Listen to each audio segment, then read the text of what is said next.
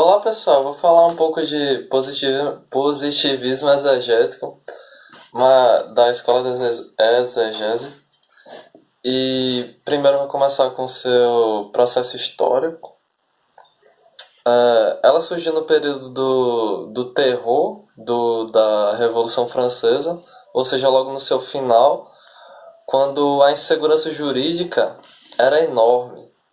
Ou seja, existiam muitas pessoas morrendo, o antigo regime, a lei antiga tinha sido revogada e a lei tinha acabado de surgir, a lei nova, o Código Napoleônico, o, a lei de apoio burguês, que visava consolidar o poder recém-adquirido pela Revolução Francesa e consolidar o Império Burguês, que necessita, obviamente, de uma segurança jurídica para comércio e para manter a vida, né? E, sim, ou seja, surge de um contexto muito amplo de Revolução Francesa, de Iluminismo, e com isso vem a separação dos poderes, a insegurança jurídica e também o problema das lacunas, que são os três principais problemas que surgem e que vão se desdobrar na escola da exegese. A separação dos poderes, a insegurança jurídica e as lacunas. A separação dos poderes, o ideal de Montesquieu, que surge com Aristóteles na Antiguidade, mas é principalmente conhecida e afirmada por Montesquieu, que resume-se na separação dos poderes no legislativo, judiciário e executivo. Para a escola exegética, o que mais interessa é o legislativo e o judiciário. E o legislativo é basicamente um legislador racional e onipotente, que tem uma vontade una e simples, que se traduz em lei. E o juiz é simplesmente a boca da lei, é simplesmente o órgão que vai interpretar a lei, que vai ter uma jurisdição, que vai jurisdizer a lei. Ou seja, ele não vai nunca pensar a lei como legislativo, ele vai simplesmente falar. E desse conceito do legislador racional surge a vontade do legislador, que se traduz como um método de resolução de lacunas. Porque, voltando para as lacunas, que é um dos três principais, a escola exegese diz que o ordenamento jurídico não possui lacunas, que ele é uniperfeito e ele não possui lacunas, porque o judiciário consegue resolver qualquer tipo de problema, que é bem engraçado até. E com isso se proíbe que o juiz diga que não existe lei sobre aquilo. Até porque ele é proibido na lei napoleônica disso, no Código Civil francês disso. É conhecida como a proibição do non-liquet, que é a proibição de não julgar determinado caso, determinada conduta. E com isso surge que, se por acaso essa lei tiver uma lei omissa ou obscura, deve-se usar a vontade do legislador. Mas o que é a vontade do legislador? Parece uma coisa tão abstrata. Afinal, o legislador geralmente são vários homens, é um parlamento inteiro. Como se pode dizer que é racional, uno e indivisível?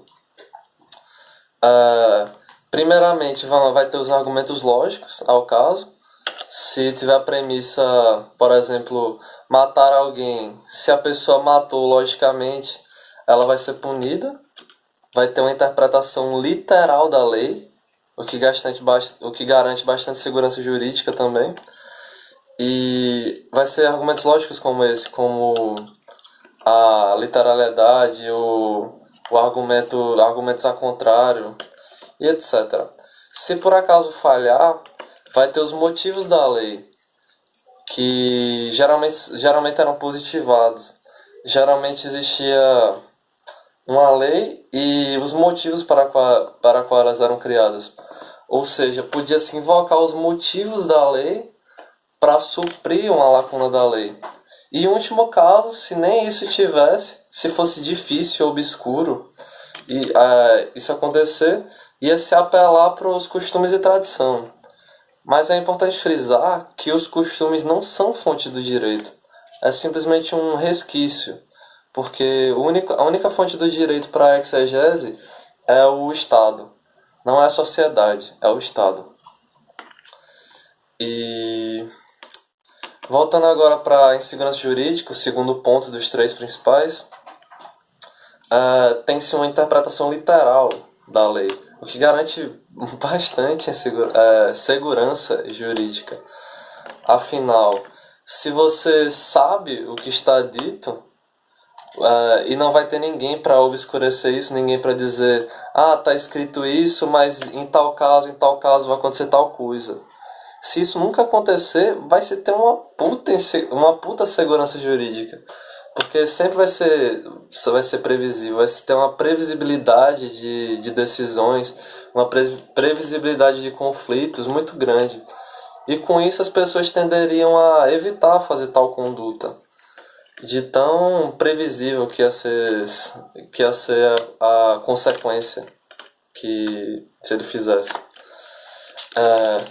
Para resolver o problema da insegurança também tem que a lei é simples, única e universal.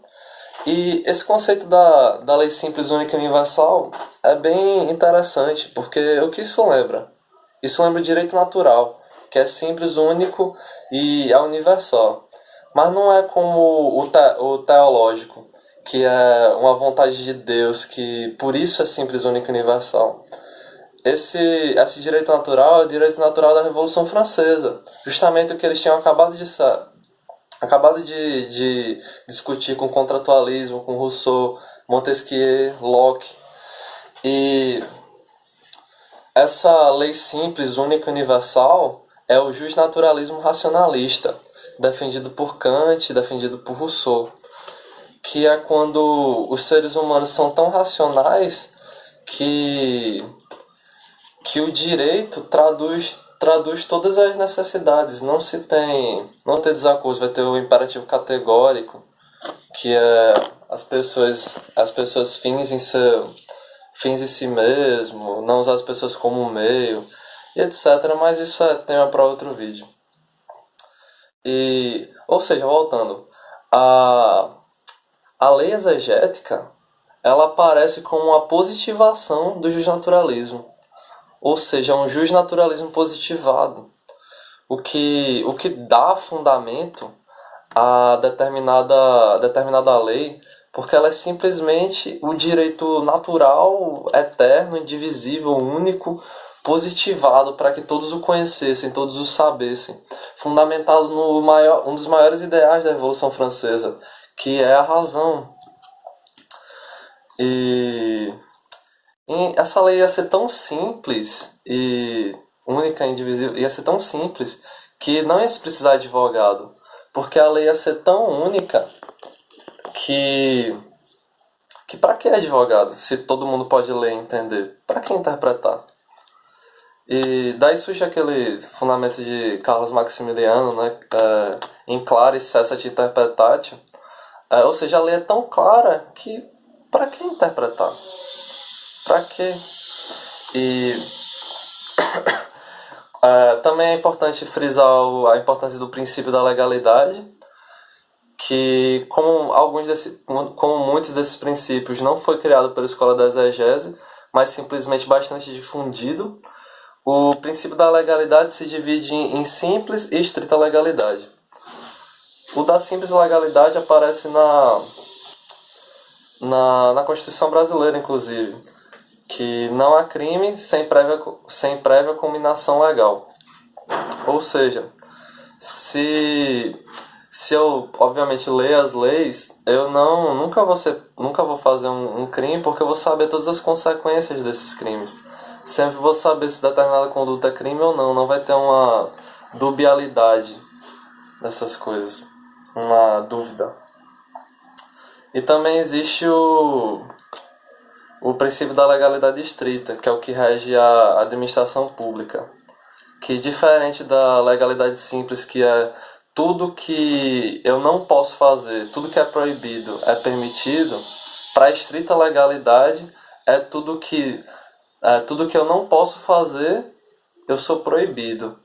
Ou seja, por exemplo, a polícia, que é um órgão da administração pública, só pode fazer o que já foi expresso.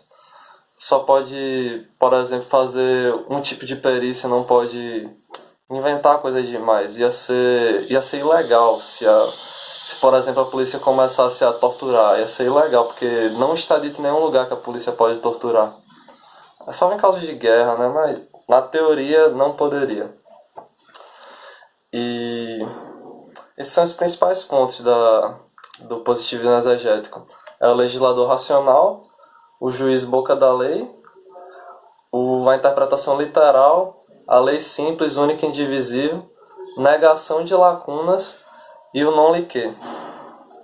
São os seis pontos principais, as 6 características principais.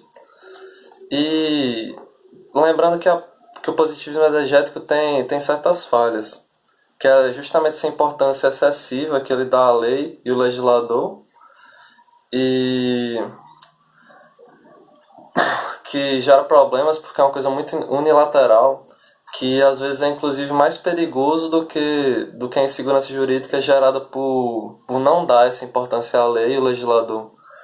Porque se você dá tanta importância assim, você de certa forma vira um escravo da lei e pode se gerar injustiças, inclusive por isso.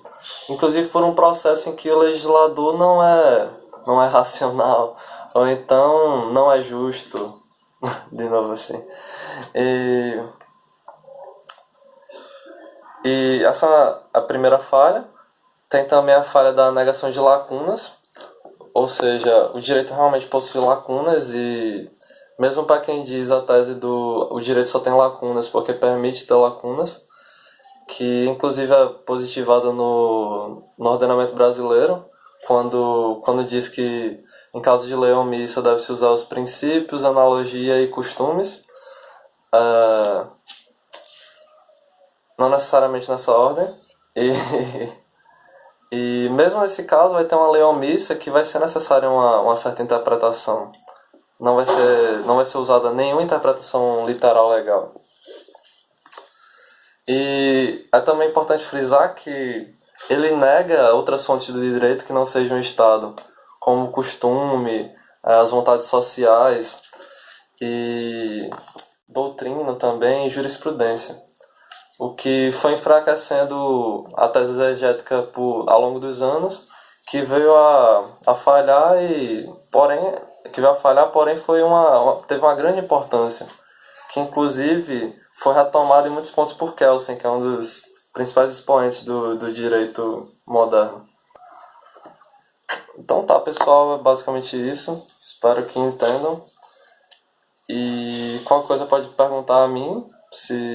Ou podem dizer que não gostaram do vídeo, ou podem me xingar por trás, tanto faz. E, enfim.